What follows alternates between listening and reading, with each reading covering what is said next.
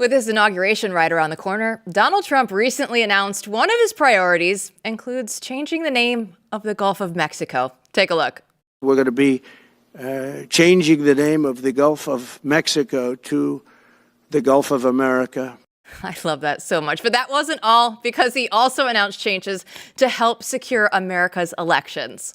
One of the things we're going to do is we've got to fix the election so that we get honest counts and they get done by 10 o'clock in the evening or something thereabouts. That would also be lovely. Here to discuss is Blaze senior politics editor Chris Bedford. So, Chris, are we really going to see this change to the Gulf of America, or is Donald Trump just trolling us? I suspect a little bit more of the latter.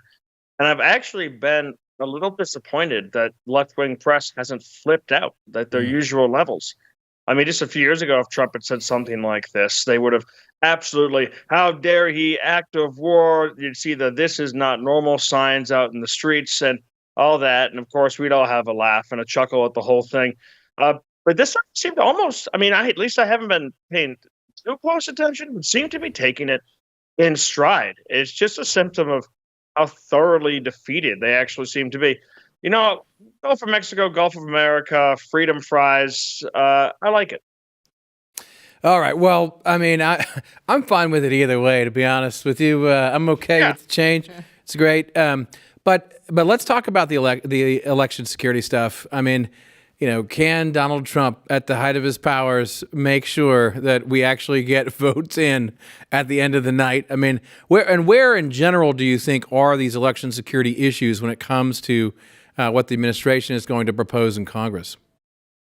Well, you have big issues in Maricopa County. You have massive issues in Alaska, which make a little bit more sense, at least, than in other places. You used to have issues in Florida. You don't really have those issues anymore.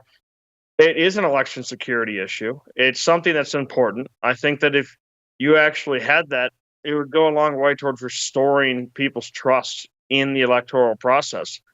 People don't like to see large vans filled with votes discovered in Democrat-controlled urban centers, like we just saw in Michigan that changed the Senate race, where people who I know who worked in that Senate race, people who like to poo-poo conspiracy theories, people who don't like to give any airtime to some of the worser instincts, really do suspect levels of fraud in that election and in others. This would really curtail the ability to do that. Of course, the way this works, I remember I drove to Philadelphia right after the 2020 election when I thought I was going to be going to sleep for the first time in months of election coverage. Instead, we rented a car and blasted up to Philly. And by the time I got there are already dozens and dozens of people in already printed T-shirts, which, as you know, actually has a turnaround time, with the same printed sign saying, "Count every vote, count every vote." They try to make it so that if you have cutoffs or you have expectations and standards for how to count, if you say you have to have your name and the date, or you have to get it in by a certain time, that is somehow voter suppression. So this is an issue that routinely, consistently helps Democrats, not Republicans. And at the same time, it's one that they have the machine apparatus already in place with which to defend it. So, this is an obviously good idea, a common sense idea, one that would restore trust, one that would be good for the system. It's unlikely to pass in Washington for basically all of those reasons. Well, we have seen something pass in Washington. The House just passed its first bill of the 119th Congress. It's the Laken-Riley Act. And this one, it's big because if there are illegals that are out there convicted of theft crimes, guess what? They can detain them. And it even lets states sue the Department of Homeland Security if illegal immigrants, should I say, easy for me, if they harm their residents, they can actually be sued. But we look at this and a majority of Democrats, Chris, opposed this. Why can we not all get on board with something that seems to be a no-brainer? Because these Democrats love their sanctuary cities. They love their sanctuary states. They refuse to cooperate with immigrations and customs enforcement. They refuse to cooperate with the federal government in the deportation of dangerous criminals, including rapists and murderers who are illegal. Forget about just criminals. A lot of these Democrats are also in favor of different legislation to decriminalize a lot of these sorts of petty thefts, that they call it, or thefts under $500, which, by the way, at a 7-Eleven or a CVS, it's a lot of product under $500. Uh, they're so ideologically opposed to it that they can't come around to giving it a win. However, well, the vast majority, I think three-quarters of the Democrats voted against this. The number did rise by more than 10 from the last Congress. Yeah, I think you had 48 Democrats in the end voted for this. So now it's going to go to the Senate. And this is kind of one of, like, Joe Biden is still president. Donald Trump is not in the White House yet. So he's not going to be sitting there ready to sign anything. So this is an example of intelligent politics by the GOP. Make the Democrats vote against this, or make the Democrats vote for it. In the Senate, John Fetterman, a moderate Democrat, is an actually moderate Democrat, it seems, is one of the co-sponsors of this bill, along with 50 Republicans. He's going to be pushing for it. And if Democrats resist, then Republicans ought to force a talking filibuster. Make sure that they get up there and actually explain why they don't want this to happen. Make them say why they're against deporting illegal immigrants who have committed crimes in this country, and stand by it. You're still 2 years out from an election, but these are the kind of political theater, essentially, that Democrats are so good at and Republicans are slowly getting better at.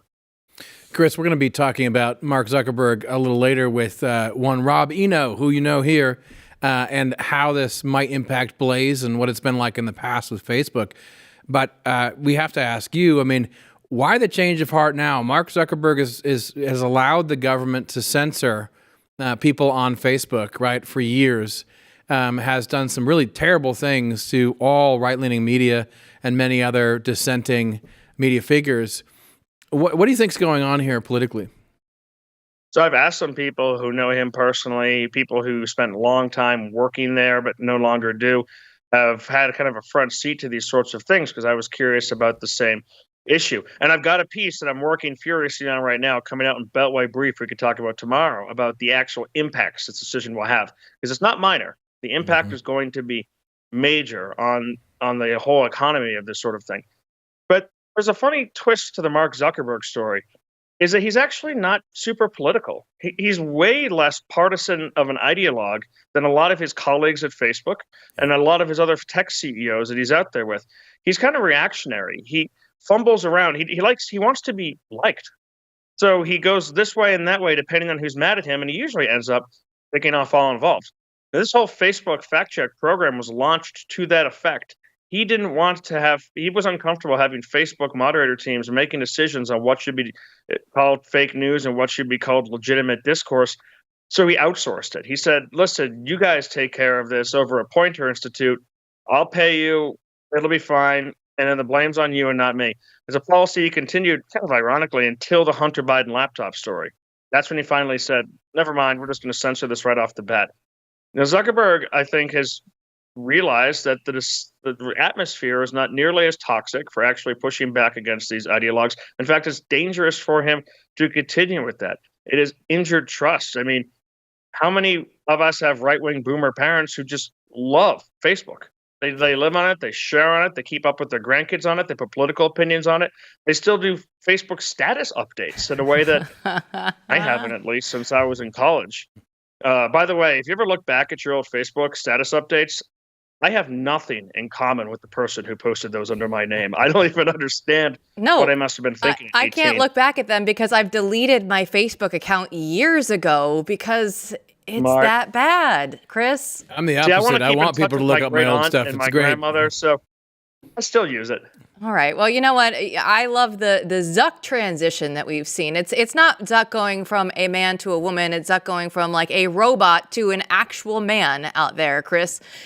From a soy beta to a MAGA patriot overnight. Who knew? Who knew it was go that possible? far. If Zuck can do it, everybody else can get on board as well. But give us a preview of the Beltway Brief that we're going to see, and tell people where they can get it, Chris. They can get the Beltway Brief at theblaze.com/Bedford. Sign up for the newsletter 3 times a week. And tomorrow's newsletter, because I used to work in this. I used to be involved in the fact check industry peripherally and against my will, let me tell you. But it's big money. And it's become addicted to big tech's money in a way that this move doesn't just signal another kind of irritable switch towards trying to curry favor with Trump, this move could potentially devastate the fact-check economy, and it is an evil economy. So this is a good thing. I look forward to having that discussion with you tomorrow. Thanks so much, Bedford. See you then. I mean, we look at it and it is going to have a huge impact. Everything that he's saying right now on the Beltway, on the brief, it's all having a huge impact. Yeah, and it's interesting what he's saying about Zuckerberg because many adjacent people over the years, you hear funny things about Mark not being political, not really being the kind of ideologue that you think he is. Many people on the right think he is. But nonetheless, action speaks louder than words. And I think that what Chris said is correct. Zuckerberg himself is not sitting there like, oh, I will go after the right. But the effect has been devastating to conservative media.